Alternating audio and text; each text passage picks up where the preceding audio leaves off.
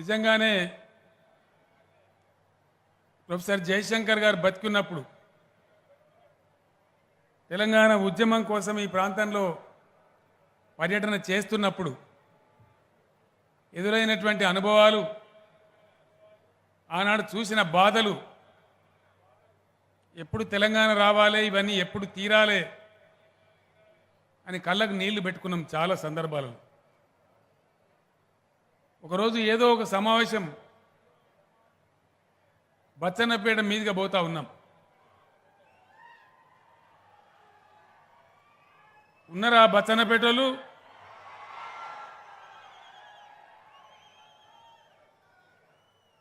నా ఎంబడి మైక్లో జీప్ ఉండే, మాట్లాడిపోవాలి సార్ అంటే మంచిదని చౌరస్తా కాడ ఆపినాం. జీప్ మీదకి ఎక్కితే ఒక్క యువకుడు కూడా లేడు సభలో, మొత్తం ముసలోళ్ళే. ఇదేందా బాబు అని అడిగితే ఎవరు లేరు సార్, 8 ఏళ్ళు అయింది కరువు, బచ్చన్నపేట చెరువులో నీళ్లు చూసి 7 సంవత్సరాలు అయిపోయింది, మంచినీళ్ళు కూడా బండి మీద తెచ్చుకుంటున్నాము అంటే ఆవేశం పట్టలేక నేను ఏడ్చిన ఆ సభలో. చాలా దుఃఖపడ్డాం. ఆ రోజంతా కూడా అదే విషయాన్ని మాట్లాడుకుంటున్నాం. సోదరులు ముత్తిరెడ్డి యాదగిరెడ్డి గారు అనేక సందర్భాలలో హైదరాబాద్లో అతను కొట్లాడుతూ ఉంటాడు. ఆయన పక్క ఎమ్మెల్యే రాజయ్య గారితో కొట్లాట, ఆలేరు ఎమ్మెల్యేతో కొట్లాట.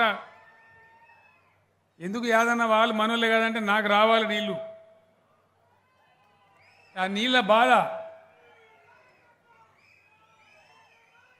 చాలా కష్టపడి అనేక మందిని కోల్పోయి దెబ్బల పడి జైళ్ళ పడి 14 ఏళ్ళు తనలాడి పానం పోయేదాకా కొట్లాడి చివరికి తెలంగాణ తెచ్చుకున్నాం. భగవంతుని దయ, ప్రజల దీవెన. తెలంగాణ కోసం కొట్లాడిన వాళ్ళు ఉంటేనే తెలంగాణ కోసం తనలాడతారని పరిపాలన బాధ్యతలు ప్రజలపై ఇస్తే కొన్ని ఫలితాలు సాధించుకున్నాం. నిన్నయాల జర్ర ముఖం తెల్లబడుతుంది. బచ్చన్నపేట కాడ బతుకులు బాగుపడుతున్నాయి. జనగామ జిల్లా చరిత్రలో, జనగామ తాలూకా చరిత్రలో ఎన్నడూ పండనటువంటి పంటలు పండుతున్నాయి. ఎక్కడ పడితే అక్కడ ఉన్నటువంటి కరెంటు వైండింగ్, మోటార్ వైండింగ్ షాపులన్నీ మూతపడ్డాయి. జనరేటర్లు, ఇన్వర్టర్లు, కన్వర్టర్లు, స్టెబిలైజర్లు మాయమైపోయినాయి. ఇళ్లకే మంచినీళ్ళు వస్తూ ఉన్నాయి. గోదావరి మీద మొన్ననే సమ్మక్క బ్యారేజ్ కూడా కంప్లీట్ అయిపోయింది. 365 రోజులు గోదావరి నీళ్లు తెచ్చి మన జనగామ పాదాలు కడిగేటువంటి రంగం సిద్ధమైంది.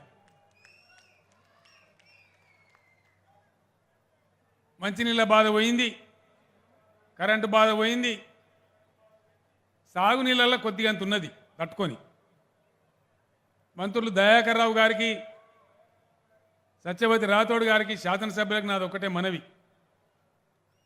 అక్కడ నా పని నేను చేసిన, మీకు ఏ రోజు బటన్ ఒత్తుకున్నా నీళ్ళు వచ్చేటట్టు తయారైపోయింది ఇప్పుడు దేవాదుల. ఈ మధ్యనే మిత్రులు రాజేశ్వరరెడ్డి గారు, రాజయ్య గారు ఏలేరు, గణపురం, ధర్మసాగరం, చెల్పూర ఈ మండలాలలో ఇంకా గ్రామాలని సారని చెప్పింది. మంత్రి గారి కాన్స్టిట్యున్సీలు కూడా కొన్ని ఉన్నాయి. జనగామలో కూడా జరంత పని బాకీ ఉన్నది.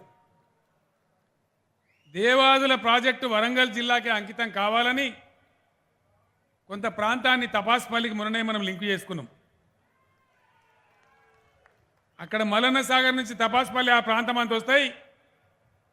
మిగిలిన ఏ ఒక్క ఊరు కూడా మిగలకుండా ఒక ఏడాది కాలంలో పనిచేయించి అన్ని గ్రామాలు, అన్ని చెరువులు నింపే బాధ్యత, ఏప్రిల్ నెలలో కూడా మత్తడి దుంకేటట్టు చేసే బాధ్యత మన మంత్రుల మీద, ఎమ్మెల్యేల మీద ఉంది అని చెప్పి మీ అందరికి నేను తెలియజేస్తా ఉన్నా. రాబోయే ఒక ఏడాది లోపల ఈ పని చేసుకుంటామని కూడా నేను మీకు హామీ ఇస్తా ఉన్నా. రాజయ్య గారేమో సార్ గణపురంలో డిగ్రీ కాలేజ్ కావాలి ఎప్పటి నుంచి అడుగుతున్నామన్నారు, దాన్ని మంజూరు చేస్తూ ఉన్నామని నేను మనవి చేస్తూ ఉన్నా. అదేవిధంగా మంత్రి గారు మా జనగామకు మెడికల్ కాలేజీ కావాలన్నారు, కావన్నా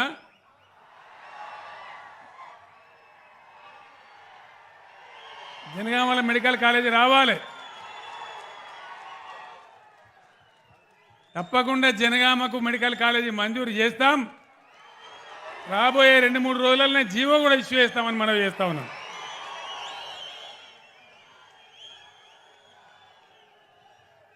అట్లనే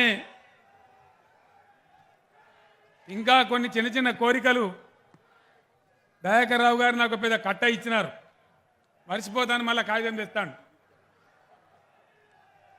పాలకుర్తిలో కూడా డిగ్రీ కళాశాల లేదు, కావాలని అడుగుతా ఉన్నారు, దాన్ని కూడా మంజూరు చేస్తా ఉన్నామని మనవి చేస్తా ఉన్నాం.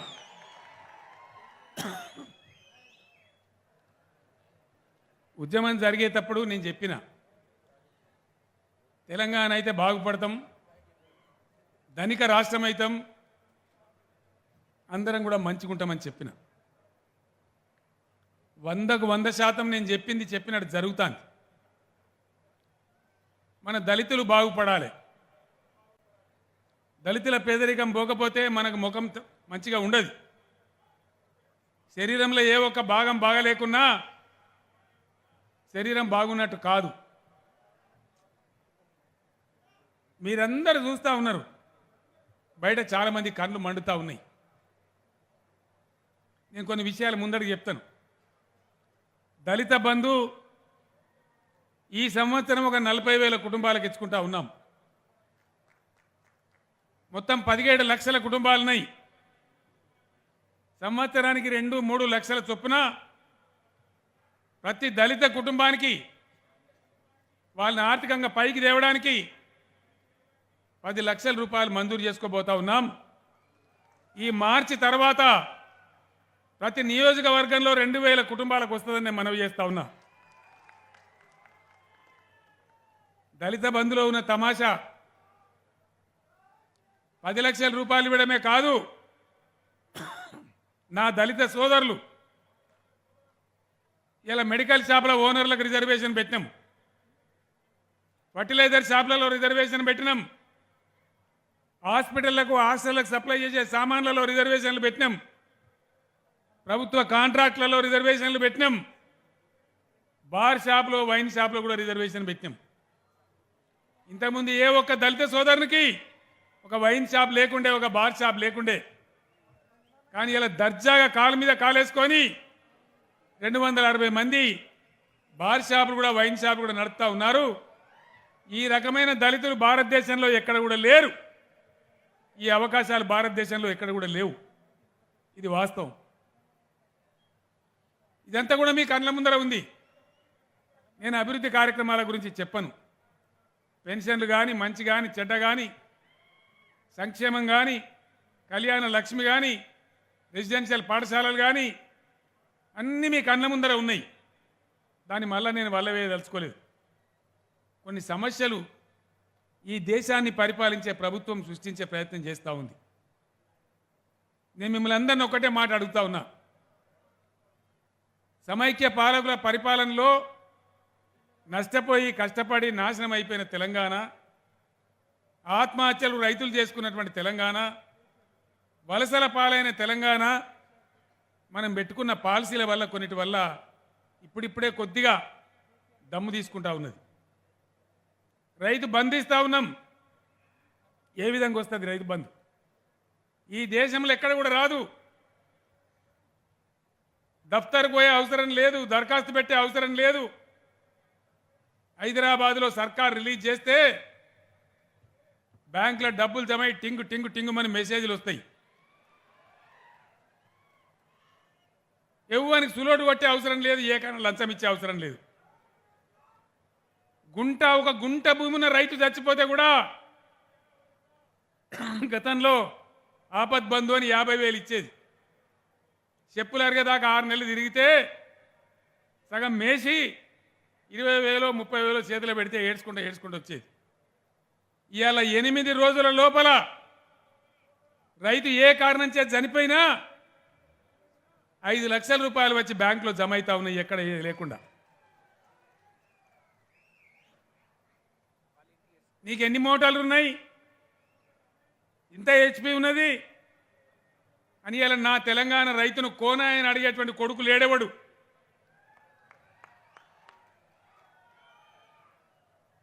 కానీ మనకి ఎక్కడ వస్తుంది పంచాయతీ? 8 ఏళ్ళ కేంద్రంతో మనం ఏమైనా పంచాయతీ పెట్టుకున్నామా? మన బతుకు మనం బతికినాం.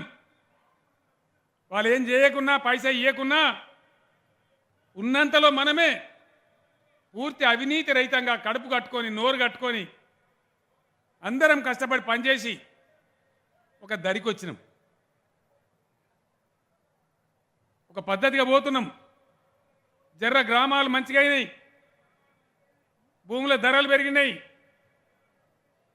బచ్చన్నపేటలో జనగామలో 3 లక్షలకు 2 లక్షలకు 1,50,000 ఉండే భూమి ఇవాళ 30 లక్షలకు కూడా లేదు. రోడ్డు పక్కకుంటే 50 లక్షలు, డాంబర్ రోడ్డు పక్కకుంటే 75 లక్షలు. నిజమేనా ఈ మాట? ఈ ధరలు ఇంకా పెరగానా ఇంకా తగ్గానా? పెరగాలి.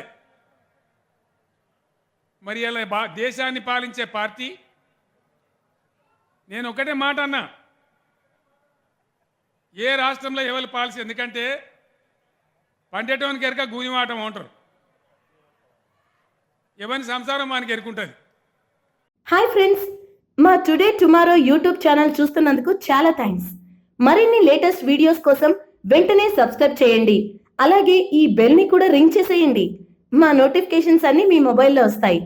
అలాగే మా వీడియోస్ మీకు నచ్చితే లైక్ చేయండి, షేర్ చేయండి, నచ్చకపోతే కామెంట్ చేయండి.